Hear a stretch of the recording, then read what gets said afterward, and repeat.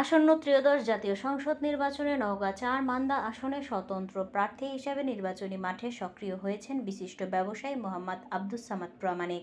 নির্বাচনী প্রচারণার পাশাপাশি তিনি সামাজিক ও ধর্মীয় সম্প্রীতি রক্ষায় বিভিন্ন উদ্যোগ গ্রহণ করেছেন। তারই অংশ হিসেবে সোমবার মান্দা উপজেলার বিভিন্ন দুর্গাপূজা মন্দির পরিদর্শন করেন তিনি।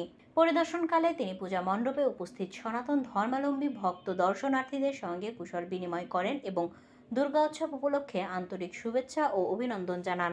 তিনি বলেন, মান্দা উপজেলা ঐতিহ্য ও সম্প্রীতির উপজেলা, সব ধর্মের মানুষেরই এখানে বসবাস।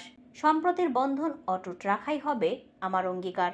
আব্দুস সামাদ প্রামাণিক আরও বলেন, মান্দার মানুষের সুখ দুঃখের সাথী হয়েই তিনি আগামী দিনগুলোতে কাজ করতে চান। জনগণের ভালোবাসা আর দোয়া নিয়েই তিনি নির্বাচনে অংশ নিচ্ছেন।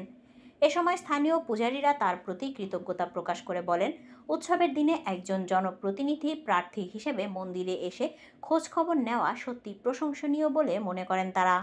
মনে করছে আপনাদের কাছে আসছি একটু বার্তা নিয়ে যে আমি এই সংসদ নির্বাচনে প্রার্থী হচ্ছে, আপনাদের না জানা আসলে আপনারা জানতে পারবেন।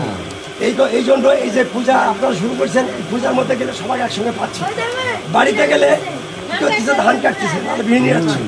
এই কারণের জন্য আমি বাসায় যে কাউকে পাচ্ছি না বলেই এখন আপনাদের এই যেখানে মণ্ডপ হয়েছে সেখানে যত দূরই যাচ্ছি এবং আপনাদের সঙ্গে দেখা সাক্ষাৎ করতেছি এবং সামনে নির্বাচনে আপনি আমার জন্য দোয়া করতে হবে, চেষ্টাও করতে হবে। আমি নিরপেক্ষ, এই নিরপেক্ষ হিসাবে আপনাদের কাছে আমার দাবি